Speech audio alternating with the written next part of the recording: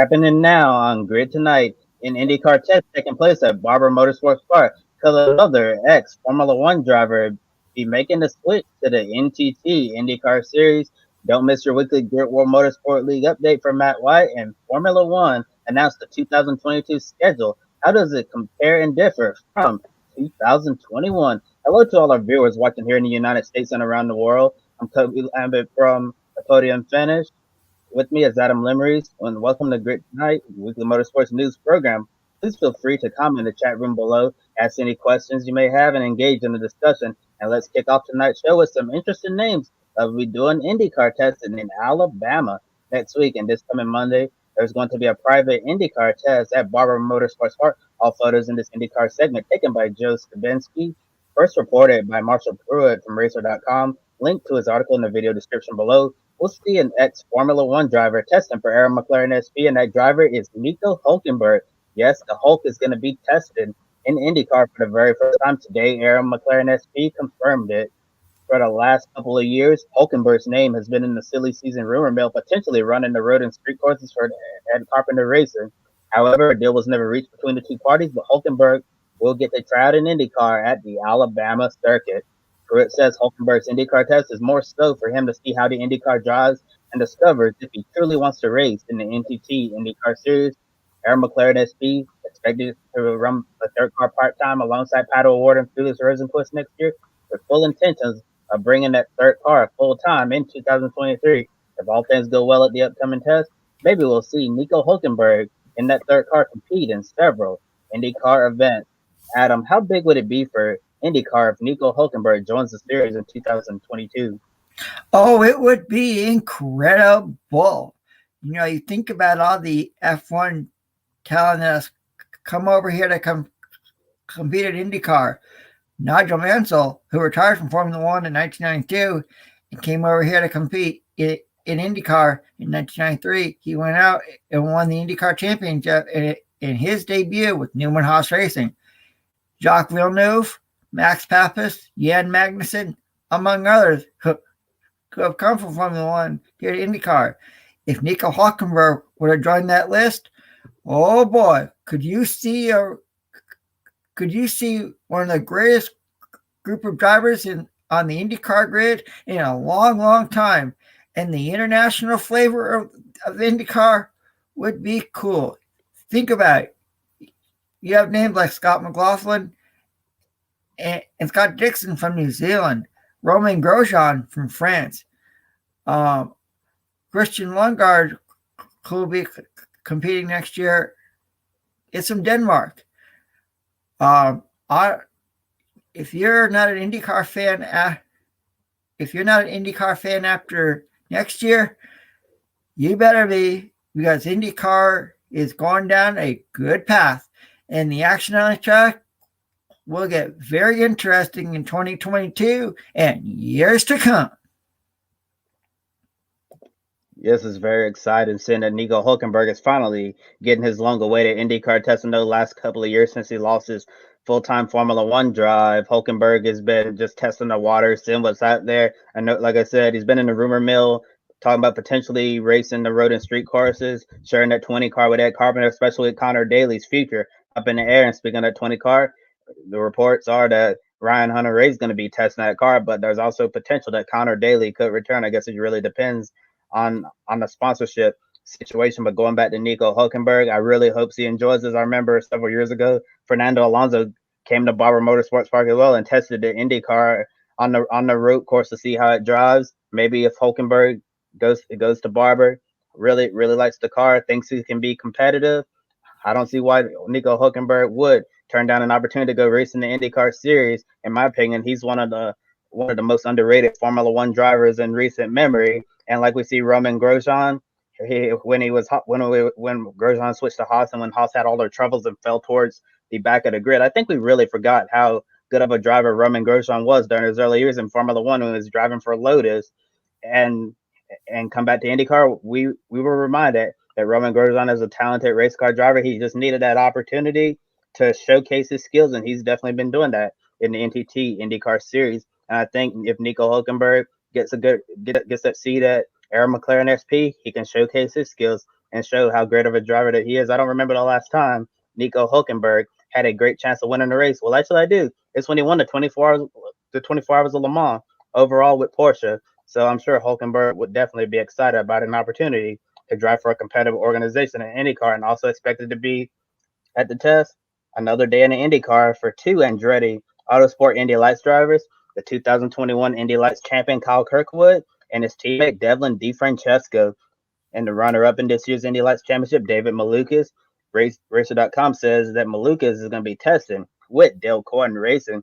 And assuming all three Indy Lights drivers are racing in IndyCar next year, which driver, in your opinion, is most likely to have the better results?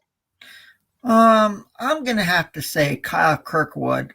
He was really, like you said, he is the Indy Lights champion for this year. Was very successful competing for Andretti Autosport, and the other two drivers, Devin DeFrancesco and David Malukas, are also talented. So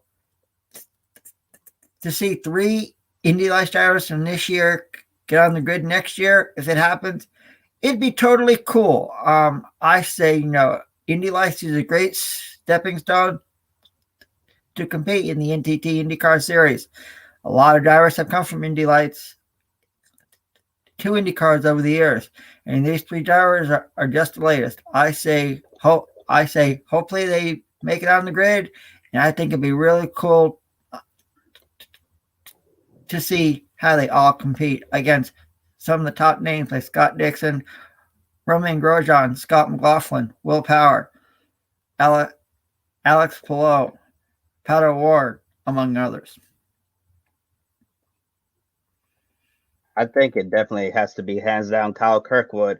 Out of the three on the road to Indy ladder system, Kyle Kirkwood has been smashing the competition, winning races, championships, and basically accomplishing everything there is to accomplish on the road to Indy. Kyle Kirkwood, I think, is a once in a generation talent, and I think he's the next Colton Herta in terms of the next American sensation superstar.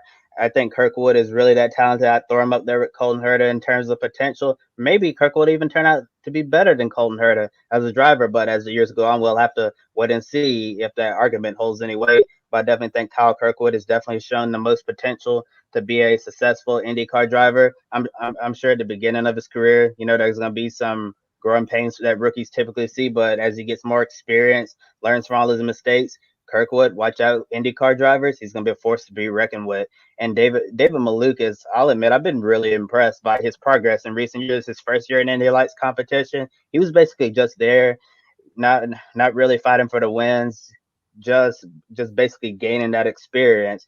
And then last year, the pandemic hit, ran in the Formula Regional America Series, very competitive there. Then come back for a second year of Indy Lights this year. Unfortunately, Indy Lights season got canceled in 2020, so this was his true second year in the Indy Lights Series.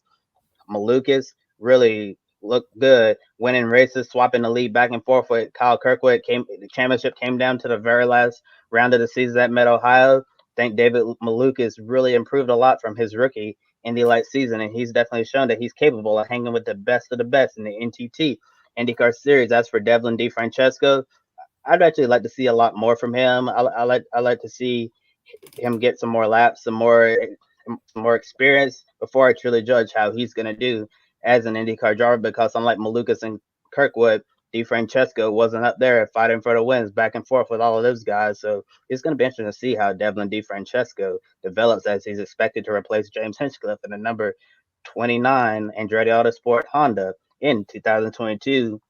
And one of the most interesting names set to test in IndyCar at Barber, American F1 hopeful Logan Sergeant.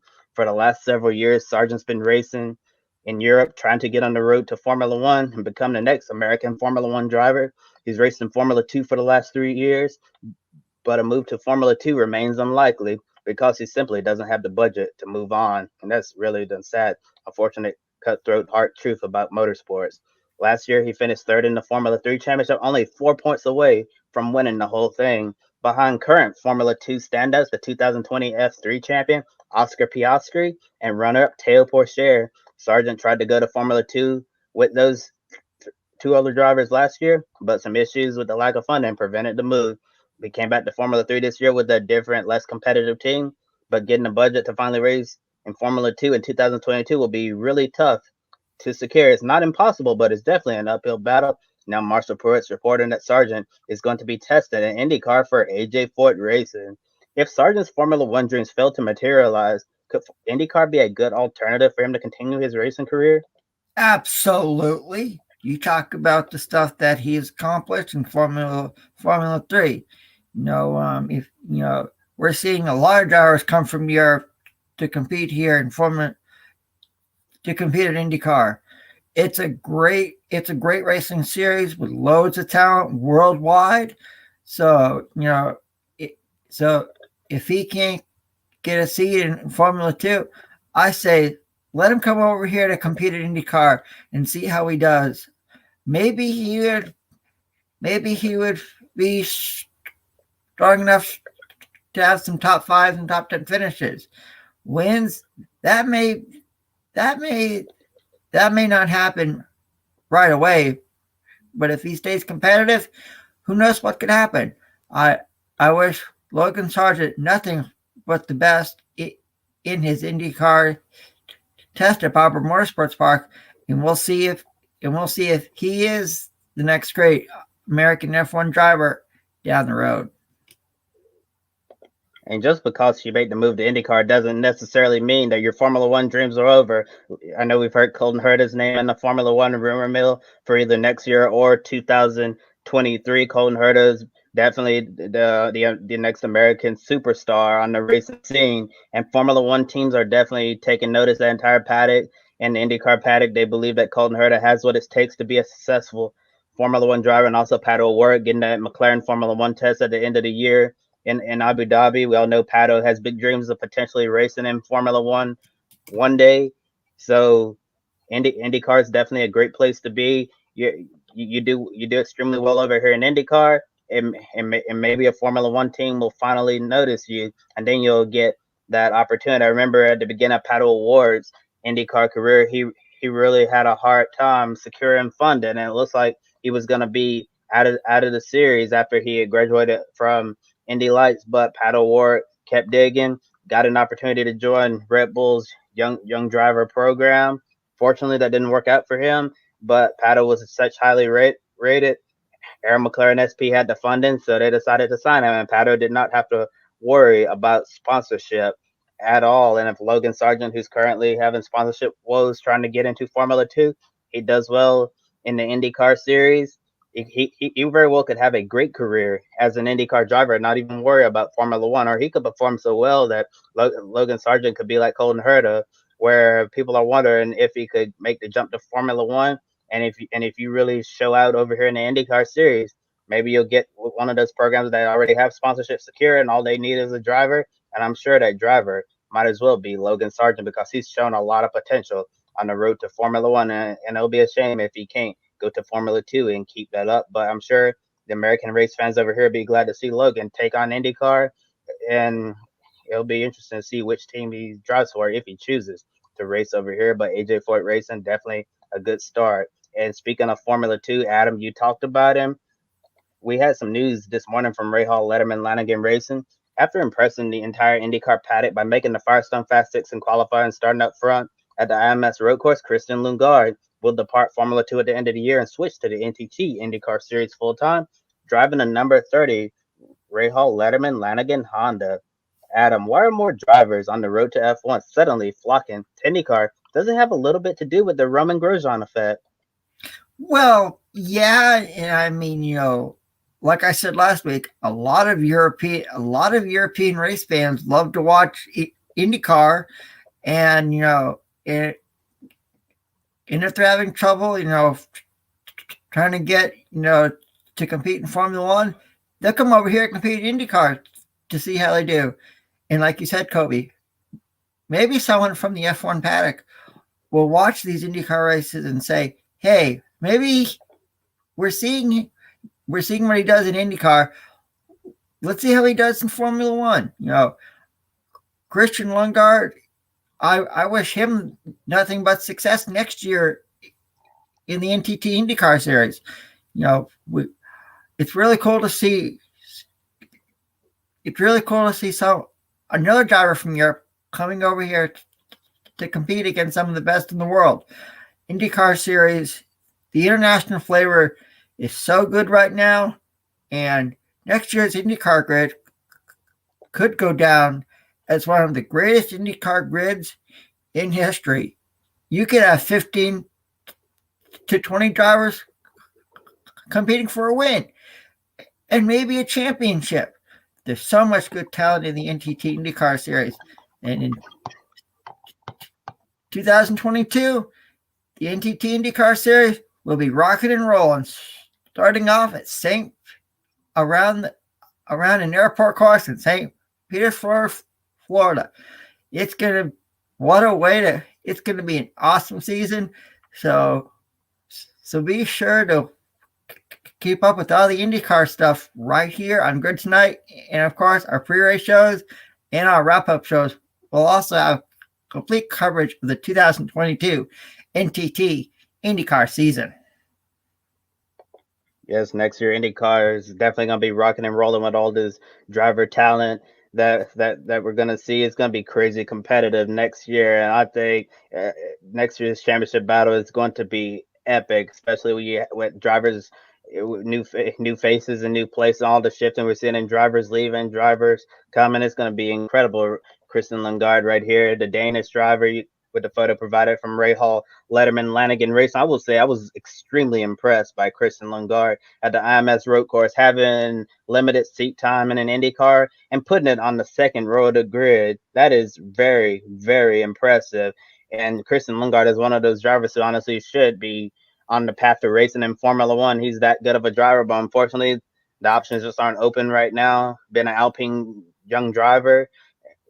Fernando Alonso, Esteban Ocon signed up for the feature. There's really no place for Kristin Lingard on the Formula One grid right now. So why not go to IndyCar instead of being a reserve driver, whatever, not really racing much? You can run all these IndyCar races, be competitive, go for wins and go for championships. And I think Kristin Lingard gets more seat time. Maybe down the road, if he commits to IndyCar long term, he could potentially develop into one of the series top 10 drivers and compete from wins and championships from years to come. And what I'm really interested in seeing is, how does Kristin learn oval racing and how does he adapt? Maybe he'll take to oval racing like a duck takes to water. It'll be a seamless transition, or it could be an uphill battle. So right now, I think the road and street courses will be perfectly fine. But the biggest question mark, especially for a lot of drivers coming from Europe, is how are they going to do on the ovals? And that's probably going to be the biggest test Kristin Lingard is going to face next year. And now here's Adam with some Repco Supercars news.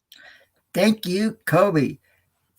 Kirkwood Racing has announced their latest driver pair for the Bathurst 1000, taking place the end of November, beginning of December. Starting out, we'll see Jack LeBrock team up with Repco. Jack LeBrock will team up with Dunlop Super 2 driver Zach Best. Zach Best competes for Kirkwood Racing in that series. Another driver who also competes in that series is Brock Feeney, and we all know he's replacing Jamie Whincup next year at Triple Eight Engineering. The reason why Zach Best is competing in the Great Race is because of Alex Ferma, the 2019 Bathurst 1000 co-champion along with Scott McLaughlin.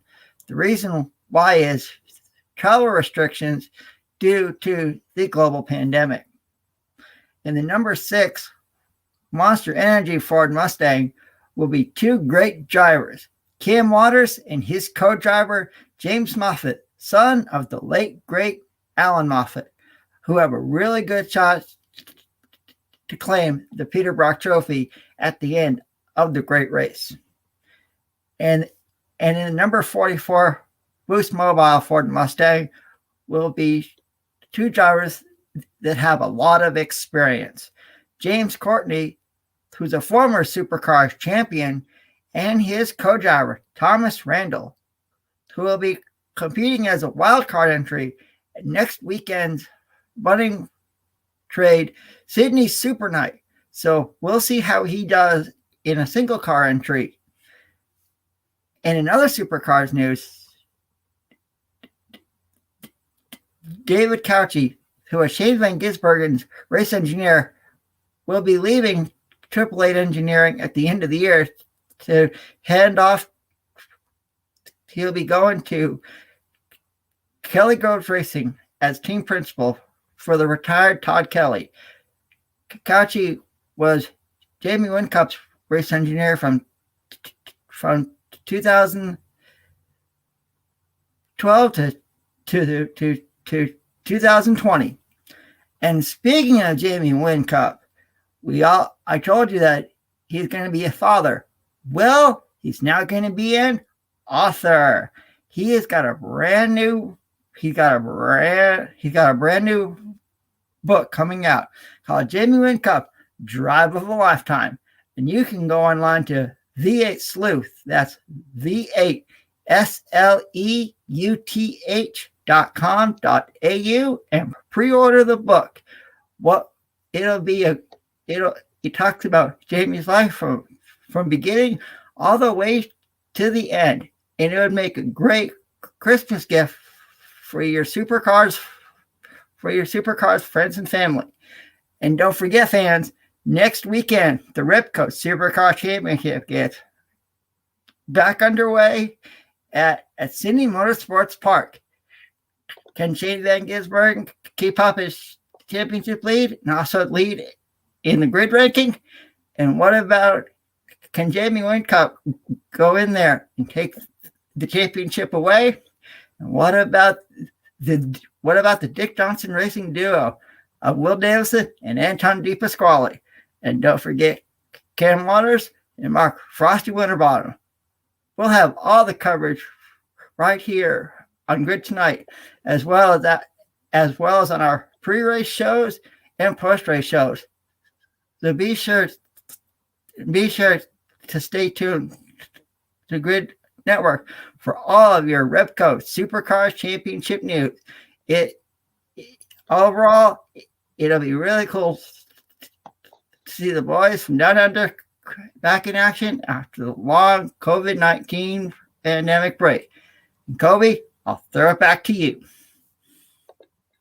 Thank you, Adam. And yesterday, Chip Ganassi Racing announced they're expanding to a two-car IMSA Cadillac DPI program. Kevin Magnussen may be leaving number one full-time at the end of the year for the Peugeot FIA World Endurance Championship Hypercar program, but his co-driver, Ringer van der Zande, staying put with Ganassi. The new member to the team, Sebastian Bourdais, winding down his career as a full-time IndyCar driver. He'll be making the transition to the sports cars full-time. Bourdais does have experience with the Ganassi team from his time as one of their Ford GT drivers. Earl Bamber switching from Porsche to Cadillac. Also, a switch from GT to prototype racing. Bamber spent time as a Porsche factory driver. He has experience in prototypes from the Porsche LMP1 program in the WEC. Bamber is a two-time overall winner of the 24 Hours of Le Mans. Finally, Alex Lynn making a switch to IMSA from Formula E, who does have a little experience in the Cadillac DPI. He has a 12 Hours of Sebring overall win with Wayne Taylor Racing. Lynn also has won the GT Pro class at Le Mans for Aston Martin Racing and scored his only career Formula E win several months ago at the London Prix. The driver pairs and endurance drivers at Chip Ganassi Racing will be announced at a later date. Next, here's Matt White with the Grid World Motorsport League update.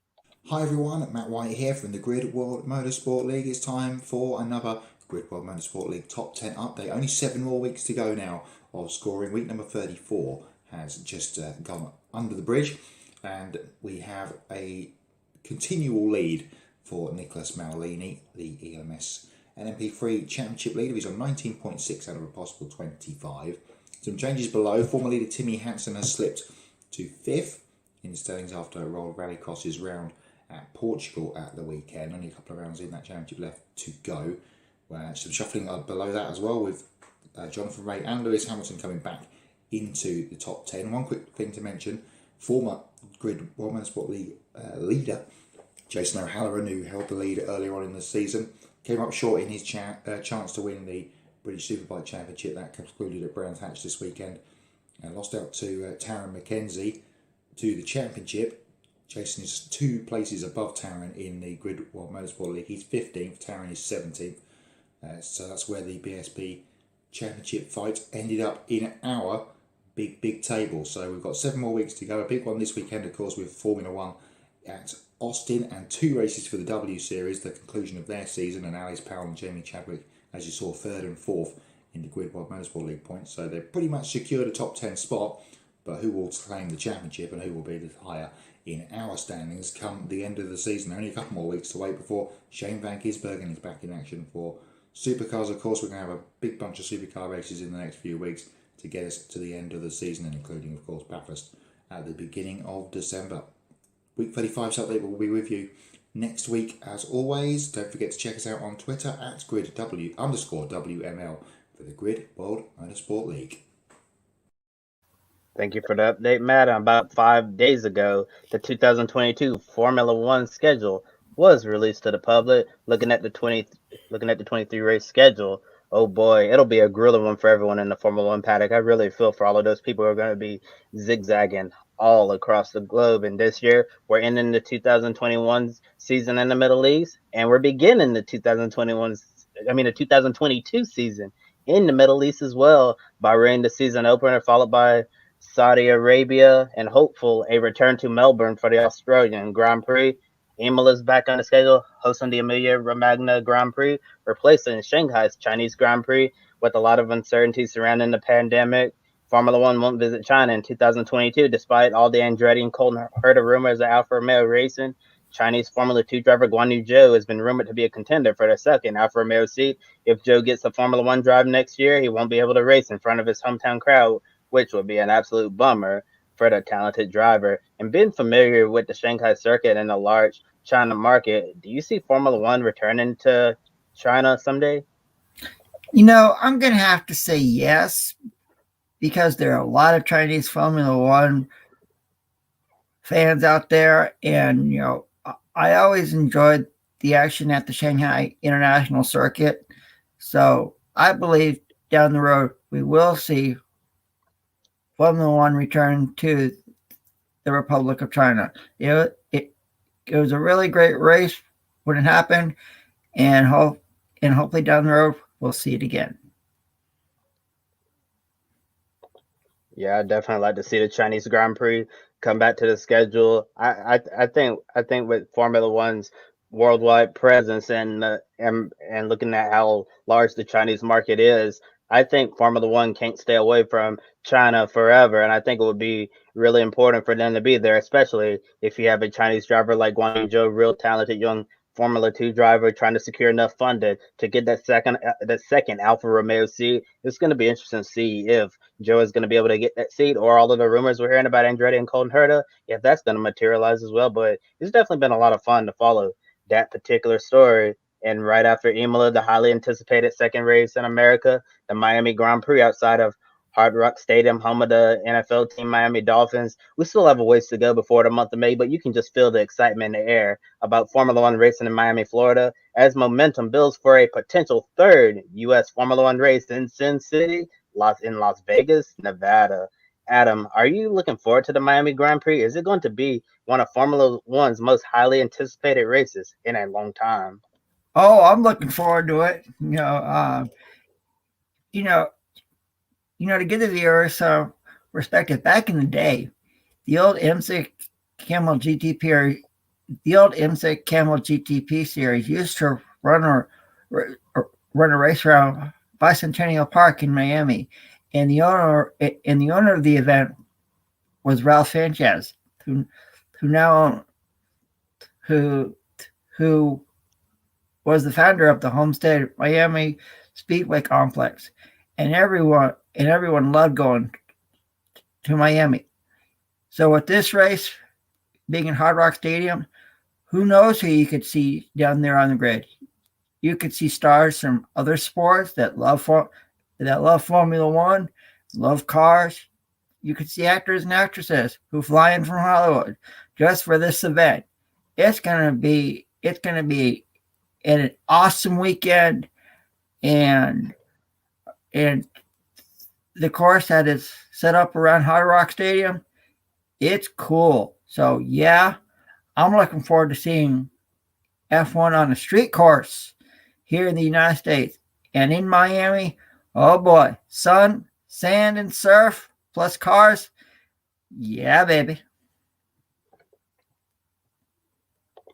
Yeah, really looking forward to seeing Formula One in Miami. Like you mentioned, Adam, that atmosphere in Miami, just like Los Angeles, is that city that has that celebrity like atmosphere. It would not surprise me to see a lot of them on the grid, whether they're Formula One fans or not, checking out Formula One. I know we typically see a lot of celebrities fly overseas to Europe to see the Monaco Grand Prix, but with Miami being here on the U.S. mainland, they just have a little distance to go in comparison to flying all the way across the pond to Europe. I'm really looking forward to the Miami Grand Prix. Hopefully, it's a successful event and we'll have it around for many years to come. And at the end of the month of May, the greatest day in motorsports returns. When I saw this on the calendar, this really made me smile. The iconic Monaco Grand Prix returns to Memorial Day weekend. Once again, we get to say breakfast in Monaco, lunch in Indy, and dinner in Charlotte.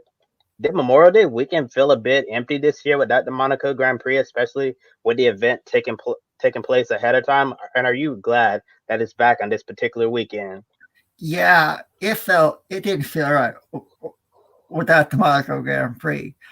And like you said, Kobe, if you're a motorsports fan, it's like Christmas because you start off your day having your breakfast and seeing Formula One around the streets of the Principality of Monaco. Then for lunch, you head off to Indianapolis, Indiana for one of the greatest spectacles in racing, the Indianapolis 500. And you end your day under the lights in prime time, enjoying your dinner and watching NASCAR's longest race of the season, the Coca-Cola 600. It's like a motorsports fan Christmas, and I'm so happy to see the Monaco Grand Prix back where it should be.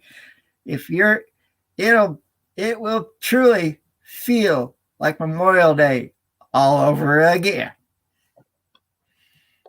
Yes, it'll truly feel like Memorial Day all over again. The Monaco Grand Prix, the Indianapolis 500, and the Coca-Cola 600, all on Memorial Day weekend. It's so nice that we're going to be able to have that again. While I admit this year, it was nice being able to sleep in a couple of more hours on that day, but it just did not feel the same with that. The Monaco Grand Prix, really glad it's back on that weekend. It makes it even more special having a Formula One race to enjoy before the greatest spectacle in racing gets underway, and then the endurance 600-mile race for the NASCAR Cup Series Coca-Cola 600 at Charlotte Motor Speedway. And looking at the rest of the 2022 Formula One schedule, Canada is back. I'm sure a lot of the Canadian fans out there are excited about going back to Montreal. Then you have your typical stretch European races that we've grown accustomed to.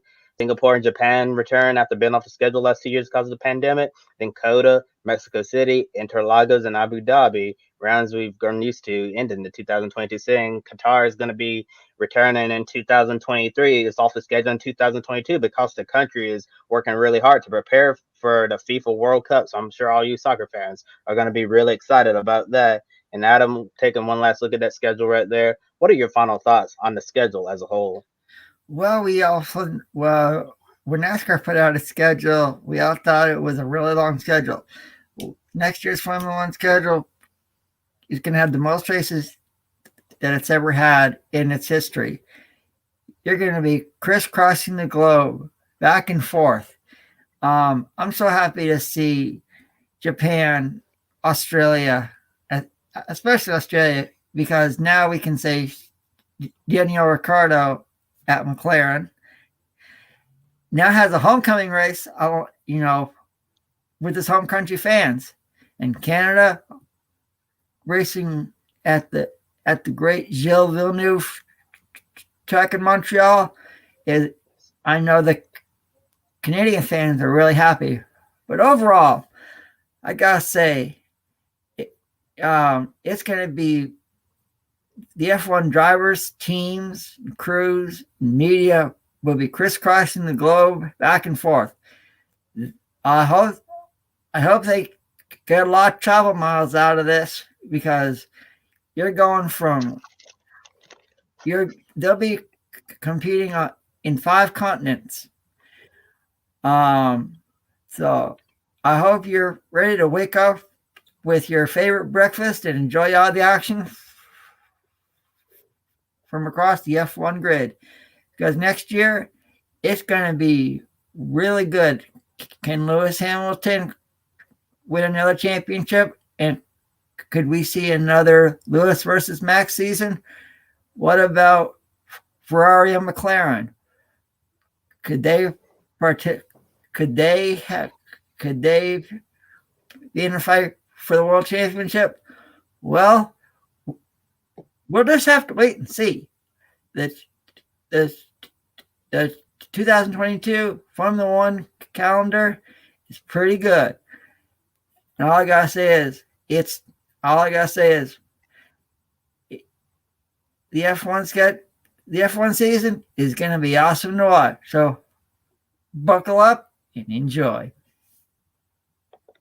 You chose the right words. Buckle up and enjoy. And I'm really excited to see the new Formula One cars with the new regulations coming next year. Hopefully we have even more competitive racing than what we're seeing this year. And the cars, hopefully they'll be even closer than ever before. That'll be really exciting for Formula One fans, where we can see teams that are currently in the midfield, if they have a chance to go out there, be competitive, win races, that'll be a big win-win situation in Formula One. And maybe it won't matter as much what type of car that you're in, but it's really too early to say how the new regulations are going to go, especially Formula One designing a new car to improve the on-track product, and I pray that it does help improve it.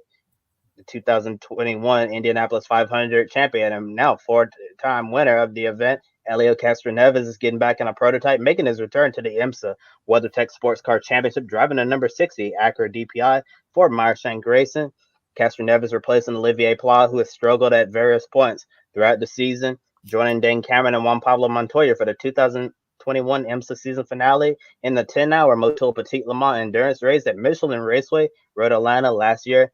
Helio Castroneves won the DPI championship with Acura Team Penske earlier this year. He won the 2021 Rolex 24 at Daytona overall with Wayne Taylor Racing, Acura, Ricky Taylor, Felipe Albuquerque, and Alexander Rossi. With that said, another episode of Grid Tonight is in the books. Please be sure to like and subscribe to Grid Network here on YouTube. Also, you can follow us on Twitter, Facebook, Instagram, and TikTok. We're all over social media. We encourage you to visit our Patreon page and invest in us. Thank you, Colin, Mark, Deshell, and Robin for supporting Grid Network and helping keep us on the air long term. Be sure to check out Pawbless. Please consider spoiling your furry friend to have dog leashes, clothing, and accessories for dogs of all sizes. 10% of your purchases go towards helping homeless, sick, and rescue dogs. Please visit Public.com to stop market social media home. The link below and referral code gives you $5 to invest immediately. Public.com allows you to connect with your friends. You can make new friends and use tools to learn how to properly invest in the stock market. On Thursday morning, brand new episode of the Women Racing Women with Joe Samniego and Daniel Zeri from Racers to Girls Behind the Helmet. Saturday, back in the air for Grid Live pre-race.